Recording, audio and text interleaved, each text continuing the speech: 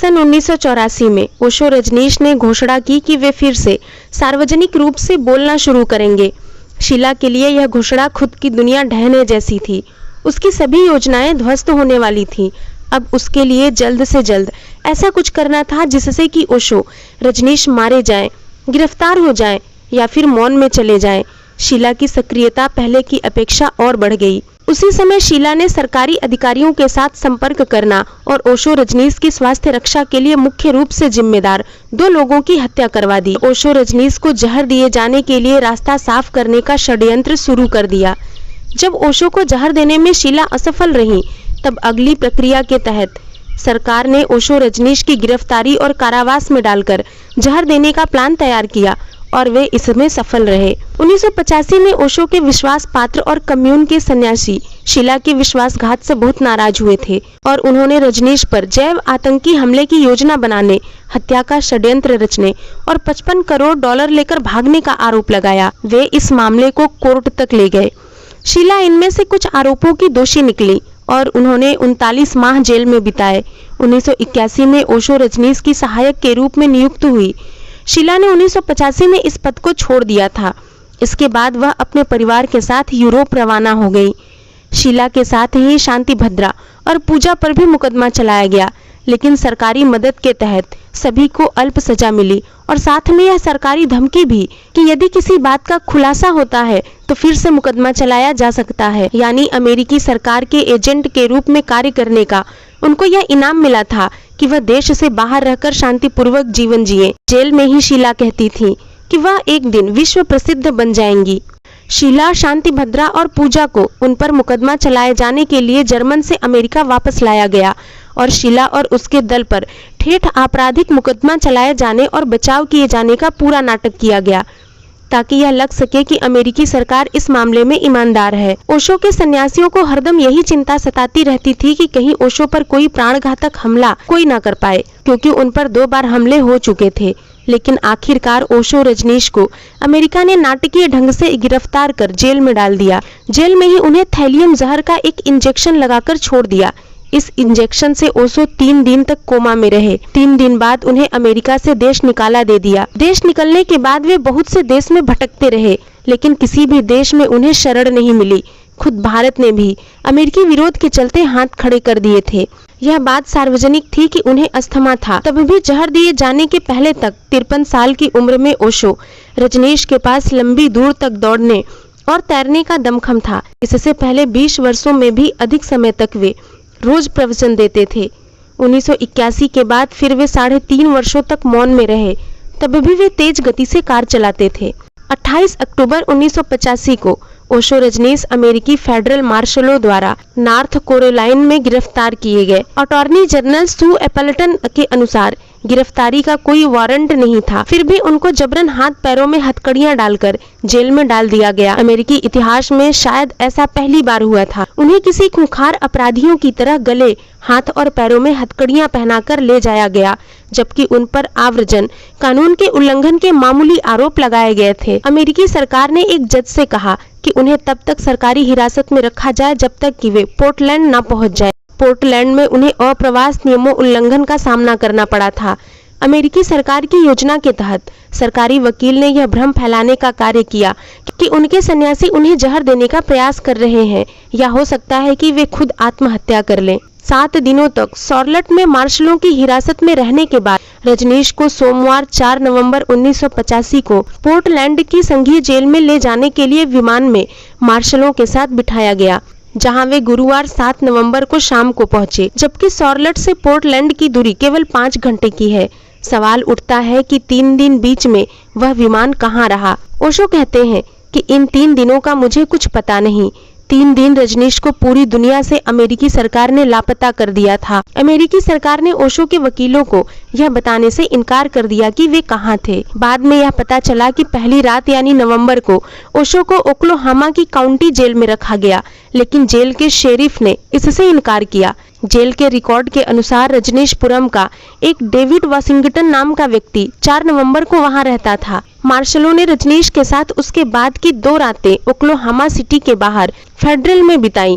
नवंबर 7 की सुबह उनके वकील ने उन्हें खोज निकाला, यदि उनके वकील उन्हें नहीं ढूंढ निकालते तो संभवतः उन्हें और कुछ दिन ओक्लाहोमा में इसी तरह कोमा में रखा जाता। 7 नवंबर के बाद पूरे दिन ओशो रजनीश को मितली आने, चक्कर आने, सिर दर्द रहने और भोजन के प्रति अरुचि की शिकायत रही। उनका वजन गिरफ्तारी से पहले 150 पाउंड था, वह गिरकर 140 पाउंड रह गया। वे पोर्टलैंड की जेल से 8 नवंबर को रिहा किए गए। अगले पूरे दिन वे उनके निजी चिकित्सक की देखभाल में रहे और उनकी अच्छे से जांच की गई, जिसमें उन्हें इन 3 दिनों में थैलियम नामक धीमा जहर दिए जाने की पुष्टि हुई। यह जहर ऐसा था जिससे व्यक्ति की 6 माह में मृत्यु हो जाती है। इस जहर के असर के रूप में धीरे धीरे व्यक्ति का शारीरिक क्षरण होता जाता है। अमेरिका की रोनाल्ड रीगन सरकार द्वारा उन्हें जहर दिए जाने की घटना के बाद ही ओशो रजनीश के तेजी से बाल झड़ने लगे, आंखें कमजोर हो गई, अस्थमा के अटैक बढ़ गए, रीढ़ की उनकी पुरानी तकलीफ फिर से उभर गई। लगातार सेहत में गिरावट के बावजूद थैलियम से उपजी बीमारियों को उन्होंने सुंदर ढंग से वश में कर रखा था और बहुत तेजी से वे अपने बचे हुए कार्यों को निपटाने लगे थे। अंततः वे जहर से हार गए और 19 जनवरी 1990 में उन्होंने देह छोड़ दी। ओशो की प्रेमिकाएं तो बहुत थीं, लेकिन कथित रूप से विश्वासघात सिर्फ एक ही ने किया और उसका नाम है शीला, जो पहले कभी मां आनंद शीला थी। उनका असली नाम है शीला अंबालाल पटेल। वर्ष 1949 में बड़ौदा के एक गुजराती परिवार में जन्मी शीला को सिर्फ पैसों से प्यार है। कथित तौर पर ओशो शीला के इस विश्वासघात पर बहुत नाराज हुए थे और उन्होंने उस पर जैव आतंकी हमले की योजना बनाने, हत्या का षड्यंत्र रचने और 55 करोड़ डॉलर लेकर भागने का आरोप लगाया था। शीला इसमें से कुछ आरोपों की दोषी निकली और उन्होंने 39 माह जेल में बिताए। शीला कहती हैं कि ओशो बहुत करिश्माई, प्रेरक, शक्तिशाली, प्रेम पूर्ण व्यक्तित्व वाले थे और साथ ही वे बेतुके ढंग से चालाक, प्रतिशोधी, खुद के बारे में सोचने वाले और दूसरों को हानि पहुंचाने वाले भी थे। उन्होंने हर समुदाय, समाज और देश के सभी नियमों, नैतिकताओं, नीतियों और वैधताओं का उल्लंघन किया, क्योंकि वे अपने नजरिए वाले ऐसे समाज का निर्माण करना चाहते थे जिसमें उनके अपने नियम और कायदे हों। फिंगरप्रिंट द्वारा प्रकाशित अपनी किताब में शीला लिखती हैं कि मैं इस बात की गवाह बनी कि इस खेल में बम्बई और पूना में वे किस तरह शीर्ष पर थे, किस तरह उन्होंने अपना समुदाय खड़ा किया, किस तरह वे लोगों के साथ काम करते थे और किस तरह विवाद पैदा करके उन्होंने मीडिया को बरगलाया। ओशो के पतन के बारे में शीला लिखती हैं कि उनका पतन ओरेगन में दर्द निवारक दवाओं और अन्य नशीले पदार्थों पर उनकी निर्भरता से शुरू हुआ, जिसके फलस्वरूप गिरावट आनी शुरू हो गई और फिर समुदाय का विघटन हो गया। वर्ष 1949 में बड़ौदा के एक गुजराती परिवार में जन्मी शीला अंबालाल पटेल कहती हैं कि वे ओशो से बहुत प्रेम करती थी और उन पर आंख मूंद कर भरोसा करती थी। ओशो को अपनों ने ही लूट लिया। शीला को लगता है कि ओशो को उनके अपने ही लोगों ने लूटा है। मेरे दिल में उनकी शिक्षाओं के लिए बहुत आदर भाव है और आज भी मैं उनकी भक्त हूँ। आज उनकी सन्यासी शिष्याएं भी रजनीशपुरम के बारे में बात करने में डर और शर्म महसूस करती हैं।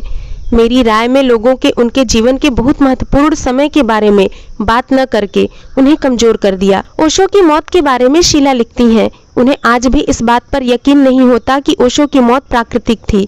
ओशो के दिल ने 1989 में 58 साल की उम्र में काम करना बंद कर दिया था। शीला कहती हैं, आज भी मैं यह नहीं मानती कि वह एक प्राकृतिक मौत थी। अगर वह प्राकृतिक होती तो मैं उसे जरूर महसूस करती। किताब के शुरुआती अध्यायों में उस समय का जिक्र है जब लेखिका रजनीशपुरम छोड़कर गई और उन्हें कानूनी कार्रवाइयों का सामना करना पड़ा। यह वह वक्त था जबकि दुनिया भर के धार्मिक संगठनों के नेता और अमेरिका की रोनाल्ड रीगन सरकार ओशो के धर्म और राजनीति विरोधी विचार के कारण उनकी जान के दुश्मन बन बैठे थे। FBI और CIA ओशो के साम्राज्य को ध्वस्त करने की योजना बनाने लगे। वे लगातार इस मामले में जर्मन और ब्रिटेन की सरकार के संपर्क के अलावा ओशो के ओरेगन कम्यून के सन्यासियों के संपर्क में थे। उन्होंने बहुत से ऐसे लोगों को भेजा जो ओशो के सन्यासी बनकर कम्यून की गतिविधियों की जानकारी अमेरिकी खुफिया विभाग को देते थे। आखिरकार उन्होंने शीला सहित कम्यून के और भी कई लोगों को अपना एजेंट बना ही लिया। विद्या और शीला के माध्यम से अमेरिकी सरकार ने जहां ओशो को मारने की साजिश रची, वहीं उन्होंने उनके वैभवपूर्ण साम्राज्य को ध्वस्त करने और दुनिया भर में उनकी छवि बिगाड़ने के लिए लाखों करोड़ों खर्च किए। एसोसिएशन ऑफ ट्रायल्स लॉयर्स की सदस्य सू एपल्टन ने एक विश्व प्रसिद्ध किताब लिखी है जिसमें इस बारे में खुलासा किया गया है।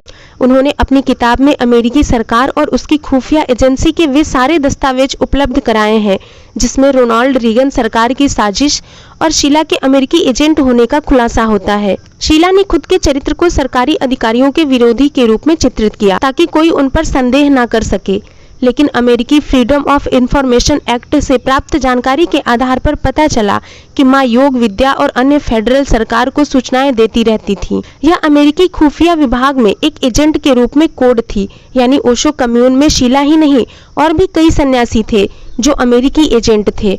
मां आनंद शीला 1981 से 85 तक ओशो रजनीश की सचिव थीं। इन 4 साल में उसने ओशो को कई बार मारने का प्रयास किया। यही नहीं, ओशो तक पहुंच बनाने और कम्यून की सर्वेसर्वा बनने के लिए उसने ओशो सन्यासियों को धीमा जहर देकर मारने का भी प्रयास किया। सत्ता और ध्यान मिलने की अपने लालच को छोड़कर शीला का एक अन्य प्रयोजन भी था, ओशो रजनीश का खात्मा करने के लिए सरकार की मदद करना। लेकिन रजनीश के खात्मे तक भी शीला की कम्यून की सर्वेसर्वा बने रहने की योजना सफल नहीं हो पाई। जहर दिए जाने के क्रियाकलाप रजनीशपुरम में बढ़ गए थे।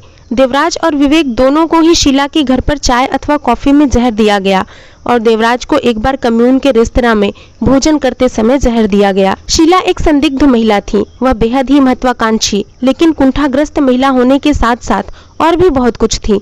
कुछ वर्ष आर्ट स्कूल में और होटल में वेट्रेस का कार्य करने के बाद वह ओशो की सन्यासी बन गई। पूना में पहले वह लक्ष्मी की सहायक के रूप में नियुक्त हुई। लक्ष्मी की दूसरी सहायक अरूप से वह जलन रखती थी।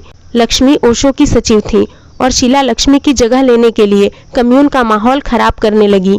शीला लोगों को प्रोत्साहित करती थी कि कोई भी मसला लक्ष्मी के पास न जाकर पहले मेरे पास आए। शीला ने लक्ष्मी और अरूप को हाशिए पर धकेलकर खुद की शक्ति बढ़ाना शुरू कर दिया। जब शीला ने सचिव का पद हथिया लिया तो उसकी महत्वाकांक्षा को पर लग गए थे। शीला की युवावस्था में उसके साथ बलात्कार हुआ था, इसलिए वह पुरुषों के साथ कभी भी अपने संबंध सहज नहीं बना पाई। यही कारण था कि उसने अपने पति जे को छोड़ दिया था और अपने आसपास समलैंगिक पुरुषों की भीड़ बढ़ा ली। शीला की हरकतों के कारण वह कम्यून में चर्चा के केंद्र में आ गई थी। शीला विश्व प्रसिद्ध बनना चाहती थी और कम्यून की सारी संपत्ति पर अपना अधिकार रखना चाहती थी। इसके लिए वह जो भी कर सकती थी उसने किया। मां आनंद शीला 1981 में रजनीश की सचिव बन गई। इसके बाद उसकी महत्वाकांक्षा को पर लग गए। सत्ता और ध्यान मिलने की अपनी लिप्सा को छोड़कर शीला का एक अन्य प्रयोजन भी था, ओशो रजनीश का खात्मा करने के लिए सरकार की मदद करना, यानी एक तीर से 2 निशाने साधना। पहला, सरकार का कार्य भी पूरा हो जाए और दूसरा, रजनीश धर्म को स्थापित कर खुद उसकी सर्वेसर्वा बनना, यानी पोप बनना। वह और उसके गुट के लोग उसे पहली बार रजनीशी कहने लगे। उसने कम्यून में अपने खास लोगों का एक गुट बना लिया था जो ओशो के विश्वास पात्रों को बेदखल करने के लिए सक्रिय रहता था, यानी शीला के काल में ओशो कम्यून राजनीति का अखाड़ा बन गया था। शीला स्वयं की उस व्यक्ति के रूप में कल्पना करती थी जो रजनीश धर्म को दुनिया में फैलाने के लिए खुद को धर्मगुरु मान बैठी हो। शीला के अनुसार द बुक ऑफ रजनीशिज्म नामक किताब का प्रकाशित होना जरूरी था। इसी बुक को बाइबल के समान मान्यता दिलाने की पूरी योजना थी, जिसमें रजनीशिज्म धर्म की परंपराओं और प्रथाओं को निर्धारित करने और सभी को इसके प्रति अपने साथ रखने की हिदायत दी गई। जैसे अदालत में किसी बयान अथवा गवाही वगैरह में कोई इसी पुस्तक पर शपथ ले। रजनीशिज्म बनने के पीछे और भी कई कारण थे। ओशो जब मौन में चले गए तब शीला को मनमानी करने की छूट मिल गई। ओशो से संपर्क करने के लिए शीला ही माध्यम होती थी। शीला ने इस बात का भरपूर फायदा उठाया और ओशो कम्यून की सभी तरह की गतिविधियों को खुद ही संचालित करना शुरू कर दिया। वह बहुत से लोगों की बातें ओशो तक नहीं पहुंचाती थी और ओशो का संदेश भी लोगों तक नहीं। वह चाहती थी कि ओशो सदा मौन में रहें या वह मोक्ष, मौत को प्राप्त हो जाए। ओशो रजनीश की एकमात्र प्रवक्ता के रूप में उसने राष्ट्रीय ख्याति प्राप्त कर ली। धन, सत्ता और ख्याति, इन सब की प्राप्ति संभव हुई क्योंकि ओशो रजनीश मौन व एकांतवास में थे और उनके संपर्क के लिए शीला एकमात्र कड़ी थी। लेकिन एकमात्र लक्ष्य जो प्राप्त करने में शीला असमर्थ रही वह था ओशो रजनीश के जीते जी चर्च ऑफ रजनीशिज्म को स्थापित करना और उसकी प्रमुख बनकर कम्यून को अपने कब्जे में रखना। धर्म का निर्माण पूरी तरह से उसका अपना कृत्य था, लेकिन वह जानती थी कि संगठित धर्म के खिलाफ ओशो की उपस्थिति उसके विचारों को कभी भी एक नए धर्म का रूप नहीं देने देगी।